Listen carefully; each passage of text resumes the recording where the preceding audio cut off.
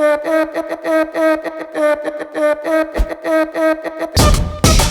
want people to understand that there's so much to life, whether you're the CEO or the janitor. Giving everything you do at 150% will change your mindset and your perception of what you're doing. Yes. I said, just don't go into a job thinking it's beneath you, and then it changes your mind. Then you're a habitual complainer. Welcome to the Now or Never podcast, all things entrepreneurship, business, people who just take life and kick in the ass, people who make their passion their paycheck. Today's episode is going to be a lot of questions we've been getting in on social media, different forums, whether that be YouTube, Facebook, Instagram, LinkedIn. I don't Twitter. I probably should, but I don't need more shit to do. And I got my beautiful co-host, Brittney Rexius, and to help answer some of these things. A lot of people have just been asking us between family and business stuff, with everything going on, how we've adapted, lessons we've learned, just a lot of off-the-cuff questions. We figured that what a great time to just pop in and do this, considering it's so hard to get guests for you. So you guys know with the podcast, it's like we don't ever want to shoot them too far in advance because this stuff's changing on a daily basis. And I want to do a podcast this week and 2 weeks from now be completely obsolete, which kind of makes our job a little harder, Chad's job a little harder. And so we're just kind of going as we can. We have a couple guests lined up next week, which is awesome. But then, I like zooming some people in. It works. But at the same point, like you get that real feel for people in the studio or when we're face to face. And like Steve and Amanda we had 2 weeks ago, like we're going to do one with them in person because they're just awesome people. But like I also was like a great chance because them running business in another state, so it's just a good opportunity to use that. And it's surprising how each one of them changes. But a couple of ones that we had is like the biggest lessons we've learned from the COVID outbreak with businesses and relationships, and just ones I've seen from businesses. I've seen this put into a couple of social media forums that I'm in business groups that I need to double down on my web. I need to put all this money into web. I need to quit spending money, all my time in the community, put it in the web. And I don't pop in a lot of these because people get real brave behind the keyboard and everybody starts Google and pasting quotes from other business owners that they don't even understand. So I usually just kind of avoid it. But I talked to my staff about this. If you think the lesson from this is that you need to double down on your web as far as your website, you done missed the point. Yep. I guarantee when people had a certain amount of discretionary income shortened from COVID, job losses, whatever, traveling, it's the relationships that were built, whether that be your own social media platforms, which is a lot of it is done, or out in the public in your stores, that made that person decide to choose you or me, I guess, over Jeff Bezos and Amazon. If you're building your entire business on a web platform and you think you can go toe to toe with one of the richest companies in the world, you are deluding yourself. Yeah. Or against the brands that you sell in your stores. This is supplement owners that I'm talking about specifically. You can go against the brands themselves you're buying the shit from when they're hurting, and all of a sudden they're doing a buy one get one free because they got the margins. You're like, oh shit, what do I do? It's because you done missed the point. Yes, having a website is nice, but I can guarantee you the amount of money that we do in person and shop is 200 times what we've ever done on web. Now, Brittney, I'll tell you this: we've had more web orders than we've ever had in probably 5 years in the last 2 months, and we're incredibly grateful for it. Absolutely. And we're glad to have it. Now, does that hold a candle to what we lost in shop? Not even close. No. There's a good day, even that 2 months on the web, if I combined it all together, that's probably 3 days worth of sales in our 120th and Center store here in Omaha, total. I mean, we're talking hundreds of web orders, but that store's been there for 10 years. It's the first one we started, and we put a lot of time into that. And I think the relationships we put in the community by meeting people in the shops, knowing their names, what do they do, what do their kids do, and my wife is so much better at this than I am because I don't remember anybody's name. I don't even know all my cousins' names. That's why I'm like, "What's up, kid? What's up, boy?" Because that's me. I don't remember I at all. It's also on social media because if you're real on social media, that's the key. What you say? Being real. If you're being real, if you're being authentic. I mean, it's one thing to put a filter on a picture to make it look nice. It's a whole nother thing to be tending to be drinking coffee, staring off in the distance, contemplating E equal MC squared, but you're really a 19-year-old basic, drinking an $8 soft ass coffee from Starbucks. Like you're not contemplating shit other than the fact that you have no money because you just spent $8 on a coffee from Starbucks. And so I guess because we come off very authentic and real, those relationships we've been able to create through social, have paid off in this point in time. So that's my sense. I mean, your take on it? I was going to say those web orders are there because of the handshake that was done in person. And it may not have been a direct handshake with that person, but it may have been a handshake with their friend or their sibling or somebody that they know that recommended. So a handshake is going to go farther than an ad on TV or on your website or anything. Oh, yeah. Miles. I agree. Like, and it's a. You talk so much quieter than I do. Here you go. I got you. But what is, and it's the thing is like people are looking for some sort of easy buck, that the web's some sort of easy buck. It's not. And I put $20,000-$30,000 in our website over the last couple of years, and I still think it sucks. And it works good enough, but it's not. That's not my primary driving force. I could tell you emails I've gotten over the last 2, 3, 4 years, being like, "We're here to redo your web. We're here to put all this money in your web." I'm like, "I'm good." My website is there to firm up the stores. I know where my lane is. I'm not missing a revenue stream. I'm focusing on the one that I think matters. And I've had the clearing has happened, the great reckoning, you want to call it, whether that be before COVID. And on top of COVID, really cleared out the field for me so that we're one of the last retail stores in the Midwest standing. And so, and it's all been based off of relationships and truth in selling, I think, and just the kind of people we are and people buying into that. That's the reason we started this podcast. It's when people like kind of were attracted to what we do and the way we live our life, and just like people want advice and they know we're not going to bullshit them. Because well, I mean, I'm full of shit, but I'm not going to bullshit you. Right. You know what I mean? I know your smile means. And other lessons we learned from this in business and in personal is debt. Like, we are addicted to debt as a society. Oh, absolutely. That is today's indentured servitude. That is slavery. You can't make that move, can't start that business, can't expand your business because the amount of debt you've done for personally dumb bullshit. We've talked about this a lot. People spending money on things they don't really want, that they don't need to impress people they don't really like in the first place. And we went hard on businesses. I mean, if you guys watch this, the stores and gym, and another gym, and then VHI and OPP protein popcorn companies, and we're calculated, we're smart, and I knew that if we bet on us, we're going to win no matter what. But at the same point, it does get stressful. We have 6 kids. Shit's not cheap. They're Every expensive. one of them has got a messed up grill. Come on now. Y'all got some chiclet teeth, and I love them. They're adorable. We should homeschool them. Anyways, so we just took 6 of them to the dentist last week. And when the lady goes, "Hey, I undercharged you $250. Yeah, I'm sorry, we left already. That's a you problem. I found that out this morning. But one's got to get a root canal and a crown. 2 are looking at braces. One's got orthodontist to get things pulled and yanked and moved all over. The little ones, the lady looks at us and just like, well, he's hopefully gonna knock his teeth out. Hopefully things change in the next couple of years. I'm like, yeah, me too. But it's one of those things that debt wise, like keeping ourselves, like everybody's like, have 3 to 6 months of personal savings. Like, listen, I don't know anybody who's actually able to do that shit. Like, that's a lot of freaking money, especially for for a family our size. I want to have 60 days would be my goal, for us. And I used to have like emergency fund. I've always had an emergency fund for like $1,000. I figured car repairs is always like, if it's over $1,000, I'm seriously contemplating getting rid of the fucking car. Yep. So always having that $1,000 is like a safety net. And that's a Dave Ramsey thing. If you guys know who Dave Ramsey is, Financial Peace University. It's the opposite of everything you learn in business college, but it freaking works. And that's how we actually run our businesses. And that's how we run our personal, where if I have debts, I don't worry about the largest payment or the largest interest rate. I actually pay off. And our pastors did a thing on church this last Sunday, My City Church. Shout out. You guys know me. My City Central, My City Downtown. What's up, Jesse? You better be watching this. If I don't hear it, I know you're not watching this show.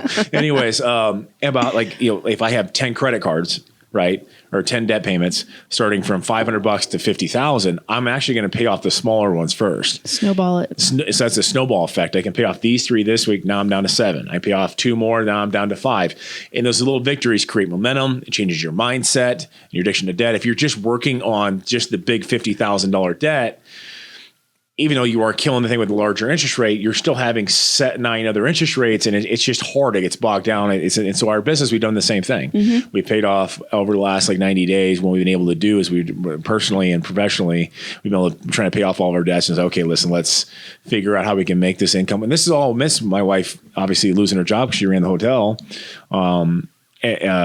And we don't know when that's going to open back up. And then some temp work or whatever. Then she's here, and thank God we were able to apply for the Paycheck Protection financing, which helped out some. Which we'll get to that in a minute. That's a whole nother topic of government ridiculousness. Anyways, but that's for us, is we have addiction to debt, and that keeps us handicapped. And all of a sudden, when shit hits the fan, And I'm sitting back stressing out, being like, how am I going to pay all these bills when the only bills I really should be terribly worrying about? How to put food on the table, keep the lights turned on, keep our phones going, and pay our mortgage. And all of a sudden, I'm thinking about all that on top of how do I make this debt payment, that card payment, that card payment, that card payment, that car payment. That I'm like, oh shit, this sucks. Yeah. And there's just got to be a better way. And then the business is the same thing. Like I've been playing bank account Jenga is what we call it. Anybody who owns multiple companies knows what I mean when I say bank account Jenga. It means, okay, I can stretch this one to the 11th because that ain't due to the 13th, and future Tim's going to figure that one out. And that's what we do. We move things around because a lot of payments are based on cycles of weeks or biweekly payrolls, where everything else is based on months. So like you have longer, like you have May, it's a biweekly payroll. I actually pay my staff 3 times versus, February short when there, I still pay them 2. So, but my rent's still due on March 1st. So, it's one of those things. And we're like, I don't want to live like this. And thank God, like all of our partners and all of our companies are under the same impression that, okay, this sucks. Let's just get these things financially lean and mean as much as humanly possible. Let's cut discretionary, whatever. Which means I've had to change staffing and hours around, and I had a selection. We got Paycheck Protection Funding to bring some people back, and I'm really trying to keep the payroll under control. I'm not gonna lie to you, like that's where some of the Gen Zers didn't get invited back, and it wasn't because I don't like them personally. Right. It's just you can tell the work ethic difference between somebody who's 28 and somebody who's 20. Yep. There's no entitlement with the 28 to 35-year-old. Zero. They're happy to have a job. They're the job because that's what the job title is. Yep. A 20-year-old has a tendency to argue. Yeah, I don't really know if I want this on my social. Yeah, you can go. So how much are you going to pay me up front to take this? I'm giving you an opportunity. Yep. And I think some were lost in the mix that everyone told everyone they were special and everyone believed it. You are special as a person. Yes. As an asset to a business. You're not entitled to shit. I think everyone's entitled to an opportunity and to work for those opportunities. What you do with those opportunities is completely up to you. Yeah. Nobody's going to give you anything. My economics professor in college, Mina Dalal, she's like, there's no such thing as a free lunch. And that was just all the time. And it's absolutely true. And I've had people literally that were like rising stars and just straight up want to know what their stipend's going to be. What's the contract? I'm like, you have no experience. What you've been given is an opportunity, and you are officially right now pissing it away. And it's going to be out 4 or 5 years down the road when you haven't done anything yet. And you're going to be like, oh shit. And we see it all the time. But back to the point, it's like, it's all about like right now is creating, making sure that we're lean and mean. As much as I want to bring every employee back, I had to pick and choose the ones who do the job, who are grown-ups, who are appreciative of what we're accomplishing. Yeah. We were juggling way too many schedules, and it was like, well, I'm going out Friday night, so I can't work on Saturday. And economy was so good, and it was, and I'm like, I got to keep these employees. We're juggling these people's schedules, like 44 employees. Yeah, I'm like, why are we juggling their schedules? And so this is kind of a nice reset. And I think it's a nice lesson learned. Most of the 20-year-old people out there, and a lot of them listen to this podcast, you've only grown up in a society where business is booming. You got to understand, like, we were first out of high school and in college. Y2K. Everybody was freaking out. We didn't know what was going to happen. 2007, 2008, 2009, market crash, housing crash, got my ass kicked. So we've been through this, and we understand that, I'm thankful they have a job and not spend stupid. I think because the economy had been going so well, we spent stupid, not lying, guys. We had done some dumb shit, really dumb. So we had bought some, because the thing is, like, we both like try to impress or make each other happy. Yeah. And we'll commission, like, yeah, we should buy that. Oh yeah, we totally can swing that. And all that happens like 6 or 7 times. You're like, oh shit. Why did we buy that? Why did we buy that shit? And so that's for us. And then all of a sudden, like, maybe at that same point in time, that's when the washing machine goes out. Yep. And I go, oh shit. It never fails. It never fails. That's when it's going to happen. Murphy's Law. That's when we start selling kids on Craigslist. Just kidding. God, here comes Child Protective Services. Just kidding. And that comes down to the Paycheck Protection Program and the EIDL. So the Paycheck Protection Program, people were asking, like, yes, it was basically 2.5 times what your average payroll utilities were. And you could use 75% for payroll and 25% of utilities or rent. Mm-hmm. It's an 8-week or 56-day time limit. And yes, it did, like, and people are like, well, you guys got that. Yeah. 85% of that, and I'm lucky here in Nebraska because I didn't have to shut a lot of shit down. I lost in sales. Oh, yeah. Over 2.5 months. It's not we're going to get 1099 through the corporation for it. It's going to count as income, blah, blah, blah, blah, blah. So it's really it's not free money. I'm paying taxes on it the same as I would, but I lost those sales. And we don't know what 6 weeks from now brings. Now, and the problem with this PPP in the 56 days, and they're trying to hammer through this, is if you have a restaurant and you're only operating at 50% capacity, you can't have enough staff, and you're going to pay this thing back while you're still recovering from losing all the freaking income. And those payments kick in September. And it's like a 12 or 18 month time. So those payments are large. It's never going to fucking happen. Yeah. It should have been, at least 12 weeks, maybe 16 weeks. Even like in our gyms, we're at 10 people per room or per 3,000 square feet right now. We'll go to 50% capacity here in Nebraska in June. Thank God. There's states like Minnesota that aren't even open gyms until July. Yeah. And so, what are these guys? What are these poor bastards going to do? And so that's the thing is there needs to be a little more leniency. I know people are going to abuse the system, but people always abuse the system. Yeah. People have been abusing systems that governments is in place for the entire time they've ever been in existence. We know it's going to happen, but I think more good's going to come out of people being given more leniency than not. Like my barber went and got my haircut yesterday. From Josh and an Ascension barbershop. You owe me, Josh. Here's your free plug. Tight fade, man. Got me lined up good. It makes me look a lot younger. Anyways, but we were talking, I hope he doesn't mind me saying this, but he got denied the EIDL disaster loan. I'm like, how did you? Whether the fact that you're new in business has been a year or not, you were forcibly closed down by the government. It's not your fault.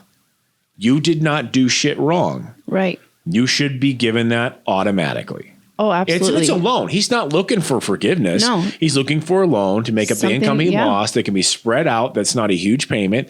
Help him get back to stuff and make up for what what do you mean you're denied? Oh, hell no. And so he's applying. He's going with the lawyers and attorneys, and I hope Josh doesn't mind me sharing that story. Didn't ask him. But, next time he shaves my head and I get the St. Francis of Assisi cut, we'll know he's pissed. I say if you went to Catholic school, if you went to Catholic school, you know that joke. And Chad's laughing. So, but the thing is why? That's not his fault. And so the thing is, people understand. Like I've heard some people who just work. Well, the businesses are getting paid in. I go, no, we're not. We're getting our ass kicked. Yeah. Because rent, we got no abatement on rents for businesses whatsoever. Nobody even offered it. Not a single landlord offered it anywhere. Actually, I had some reach out to me like, hey, are you doing okay? But they didn't get abatement, so they got paid their bills. Yeah. I mean, some commercial landlords are ridiculously wealthy, but a lot of them, that's their big baby. That's their income too. And you got to imagine how much those payments are. Those are guys and gals who have kids to feed too. And I don't blame them for that.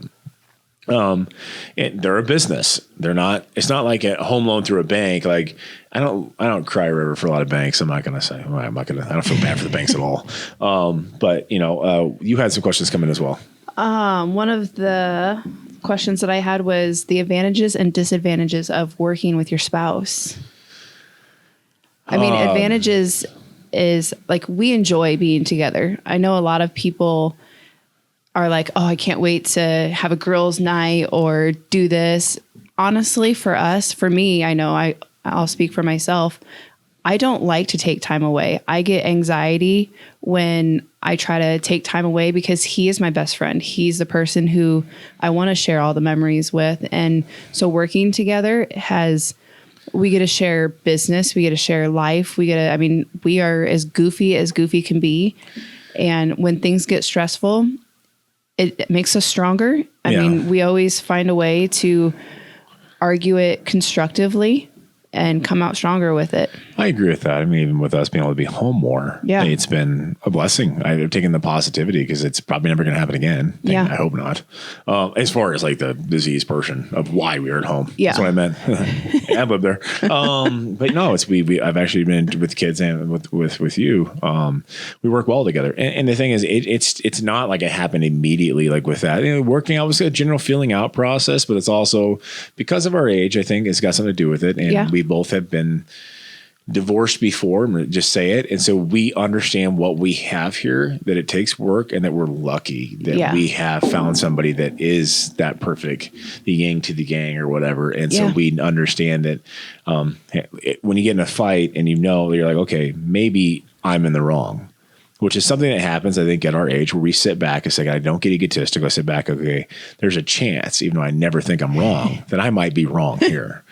Or even if I am right, is it really fucking worth it? Right. You pick and choose your battles. And it's pick and choose the battles. And it's just, and that's the one thing. We've had a demographic, she explained this. We had a meeting with one of our staff members last Saturday. And she explained like with Rexius, it's a corporation. It's not a democracy. It's not. It's just not how businesses work. Yeah. There has to be a top line that makes the call. You can't. Not everything is going to be voted by freaking committee. It doesn't work well. Yeah. And that took us a general filling out process of like, okay, when it comes to this or that or the other thing. And then also me respecting her professional opinion on certain things. So when it comes to things, even if I think I'm right, and I always think I'm right, just understand that I always think I'm right. Listen, back when I know that she is significantly better at certain things than I am, and recognizing her strengths and not being egotistical about it, being like, okay, well, if that's what you think, let's give it a shot. Yeah. And I think that level of respect is what makes it work so well. Plus, all the office sex is awesome. It really is. Guys, it's like 3 times a day. Anyways, just kidding. So, but I mean, somebody's waiting for that. I mean, Good thing Chad has his headphones on most of the day. Somebody is listening. He's got the headphones on all day. Somebody's listening to this in their car and they just swerved off the interstate. So you're welcome. I'm sorry. You can bill Studio 402, Chad Cunningham. He produced this. So, but that's something else. Like we cherish the time with each other. And that's, I had this question come in from one of my viewers the other day, and it was like, he goes, how do you balance the time between family and the business and not feeling guilty about how much time you have in the business, especially your kids are little? And I said, well, right now, because some businesses didn't slow down right now. There was as usual, but the kids were home more because they didn't have school or daycares. And so they kind of felt like they come out every day and their kid didn't have any interaction. We've seen this with our 7-year-old, where he needs interaction, and all of his brothers and sisters are way older, and he drives them nuts. And I get it, because he's 7. He's like, he comes home, he's like, Dad, what are we gonna do? Like, he's just, so I told the guy, I go, I totally feel you. Like, it's hard, especially right now, because it seems worse than it normally is, because they're home and they're bored off their ass. And it's even as young as 5, 6, or 7. You involve them with as much as you can, so they take ownership in the family business. That's the beautiful thing. Like with Rexius, their name's on the door, but some of the other gyms, like, I'll take them down there and we'll put a rag in their hand. Let's start cleaning up. This is what it means to take care of things. And if I'm like that working at the house, a little man comes down and helps me build walls or do crazy shit. I get little projects to do, because you just have to. And as they get older, I think Brittney grew up in a small business family, and she got to work with her parents on jobs. And I don't think you trade those memories for anything in the world, even at 5, 6 years old. Like, I was going to say, I remember some of my best memories in the summertime going to work with my dad, even if I had to be up at the ass crack of dawn, was going to work, helping him get the truck ready, going out to job sites. Most of the time I laid out in the bed of the truck while he worked. Sometimes I helped him, but I mean, it was... but that's just what it is. And people live in this society now where kids, and it's social media, like, oh, these other parents are entertaining their kids with all this shit. I go, it's crap. You learn how to self-entertain. It's social media. Like, we were kids, like, my parents kicked us out. Yeah. We were gone. Chad and I were not. I mean, we were in the house every once in a while, but Mama Sue or Mama Kim kicked us out. We were in the front yard playing ball. I didn't see their asses until the streetlights came on. Yeah. And we don't live in that same society. I won't let my kids go out and do the same things. I get it, but they don't have to be entertained. No. So our kids have learned in our house, the last thing you want to tell me is that you are bored. That you're bored. Oh, yeah. I will put your ass to work, because I have a lot of shit to do, and there's a lot of crap I don't want to do. And I feel at 39 years old with 6 children, I shouldn't have to do a lot of the shit I don't want to do anymore. Yeah. So somebody else likes the lawn mowed perfectly. So apparently, when you grow up in a lawn mowing, landscaping, small business, that it has to look perfect. And I'm not giving that up. That sounds like a Brittney problem. Anyways, but that's so. But that's just it. You involve them in the business as they grow. They take pride in it, and also you're instilling a work ethic at some of the most developmental years of age, between like that 5 to 15. They're putty. Like, you literally are developing. Because trust me, when they get to 14, and because we've got kids and they haven't had to do really any work yet, it's hard to get them to start. It absolutely is. And then it's a fighting mechanism, because they got hormones are raging, and then you don't want to have that kind of relationship going into the teenage high school years. And it's something that we probably haven't made, like, Zoe and Tyler, work as much as they should have. Yeah. And it's something we are course correcting, honestly. We're workers, so we just do shit. Yeah. And honestly, sometimes we're just like, okay, you just do your own crap, because we've got other little ones we have to keep in tow, and I don't have time to, and I think some of that's just because we have a lot of kids. Yeah. And it's just one of those things. You got to identify where you're at and make them part of it. Yeah. Take them with you. Like it is what it is. I was going to say, I think coming up in small businesses from my dad's small business, and then my stepdad had a small business, and my mom worked for a big corporation. So she was at work all the time. I mean, just seeing that growing up is what instilled such a strong work ethic in myself, because like, I don't want to stop. Like that was one of the questions of like having my own career on top of running all the businesses. And I absolutely love working in our companies.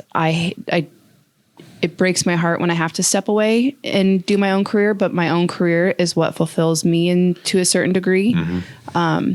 Having my own thing. Yeah. I mean, the companies are all our thing. There's a lot of parts of it that are your thing. When it comes to Rexius, you are the top. You are where the buck stops. And in my own career, that's where my buck stops. Like, so it's a little give and take.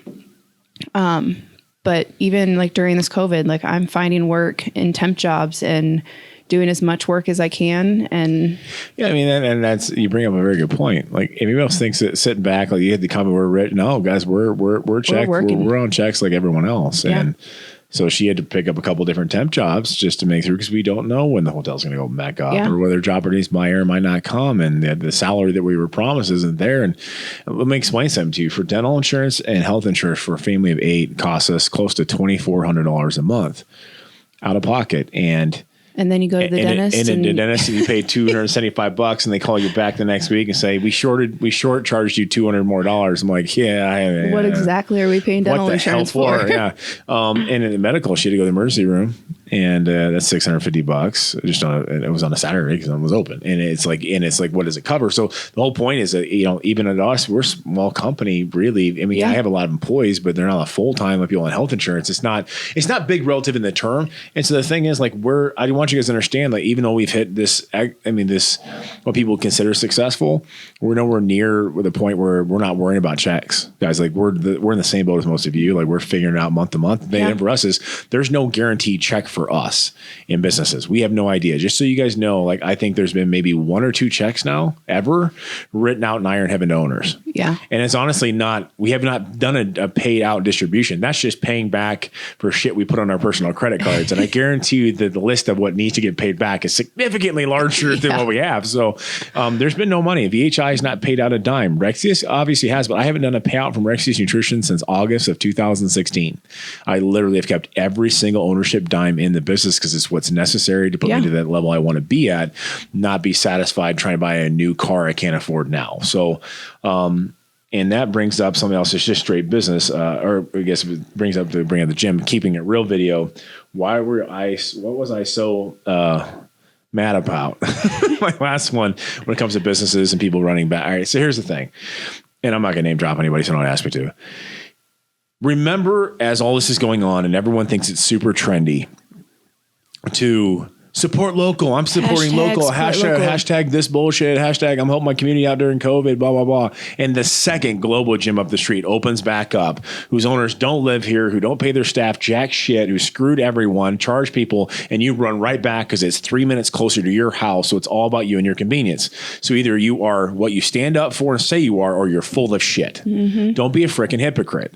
These businesses that earn your communities, when you finally start to see the impact it's going to have on your local communities' economies, and you always think that's somebody else's problem. No, it's your freaking problem. That's what pays for the taxes on your streets and your schools and all the other shit that you want, all the amenities that you love to have. You got to support the business. I'm not saying it's all the time.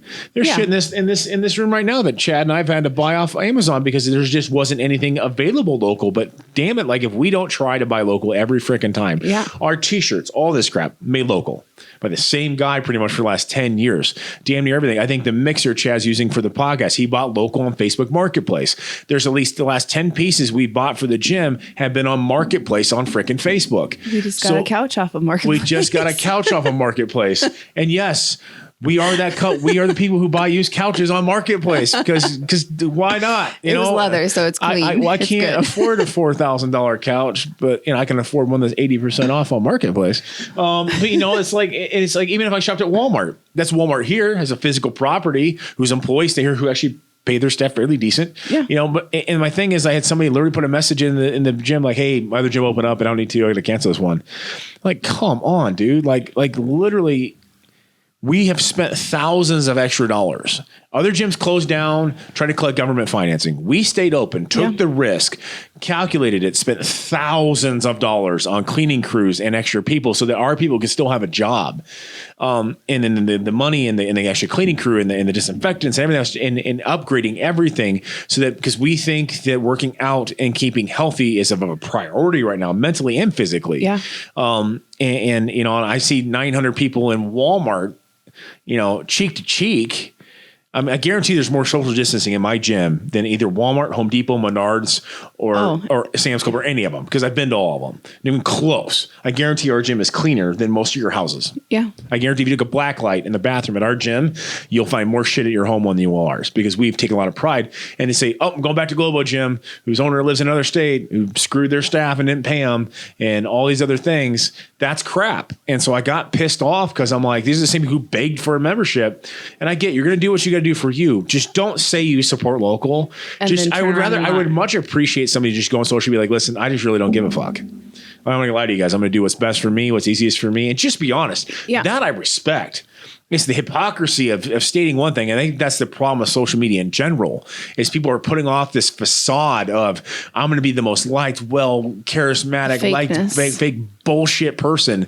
And and the reason that people follow us, the reason we have grown, the reason why my podcast took off so much faster than some other people's. And there's been comments made. It's because I've been going hard on being me on my social media for 10 fucking years.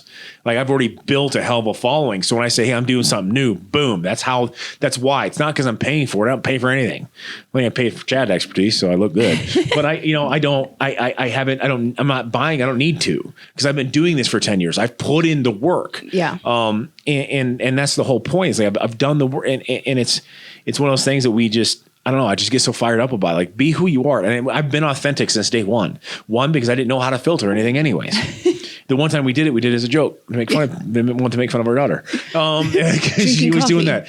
And that's the whole, I think I farted. Hashtag I think I farted. That's what it was. In a Denver airport. But the whole thing is like we've been authentic since day one, so people know what they say. I'm doing it. Yeah. One, I'm too entirely, I don't know if lazy is the right word, impatient to re-record anything because I might have screwed up or stuttered or stumbled or thought that wasn't the good side. I don't give a shit. Every side looks chubby right now. I could give a shit less. And I look old from every angle. So don't laugh. You guys much grayer as I do. So, but that's the point. Gray hair is sexy. And I go, thanks, baby. But that's what I meant by keeping it real. It's like, just be authentic. Stand up for what you really are. I think people have a lot more respect because guess what? If you really are that kind of asshole, and yes, I think you're an asshole if you do that, there's probably other assholes and you guys could start a group. That would be great. You'll have friends. So that's just my 2 cents. And that's just it, in wrapping up, with a lot of this, I just want to say that, I have other ones we'll go on to in another day on LLCs and whatnot, but cherish the time you have right now as an opportunity and not a negative.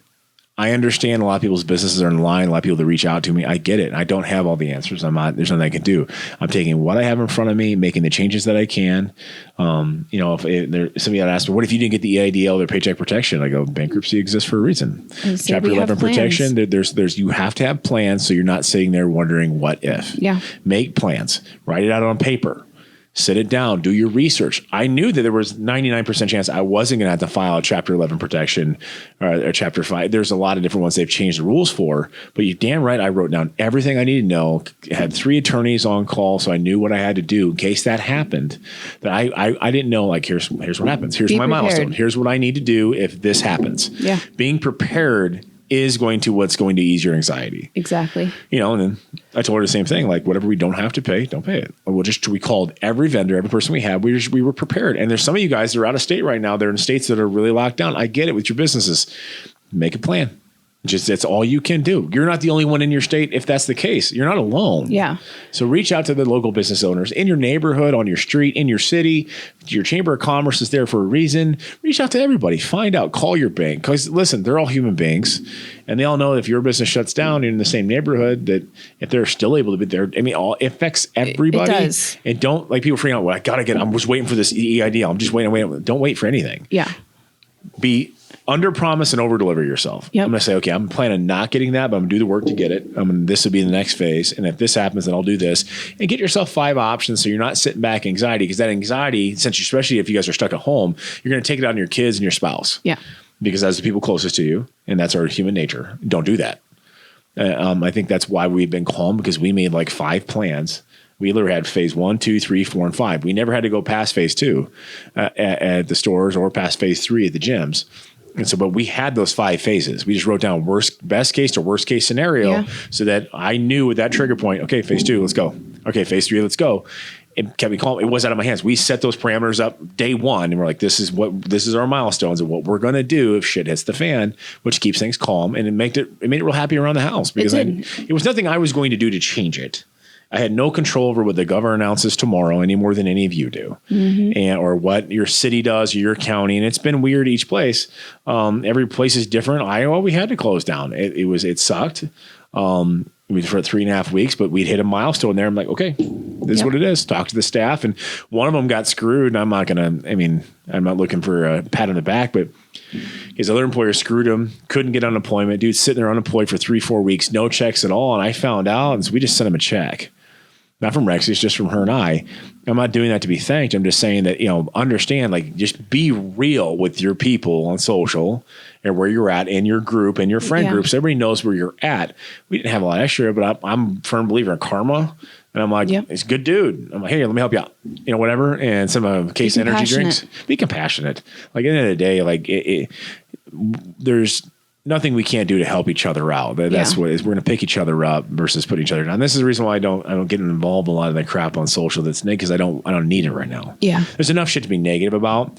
I'm going to go positive. 100%. I was going to say, I think that's the biggest thing from takeout of this is if you can sit and let this time show you where the cracks are and find the light through the cracks. I think that was one of the messages a couple of weeks back at church was, letting the light shine through the cracks so you can see where those cracks are to fix it, to make adjustments, to see where you have too much of this or too little of this or whatever it may be in your life. Find the positive out of it and find a way to come out of this stronger and better. Well, that's what we really have. We really feel, okay, we were spending too much here. Yeah. And we need to tool this back. And I think restructuring hours over here at this store, that actually seems to work better. And the average hourly rate and all these other things, finding out that our staff, for the most part, for the last 9 years has hated our schedule.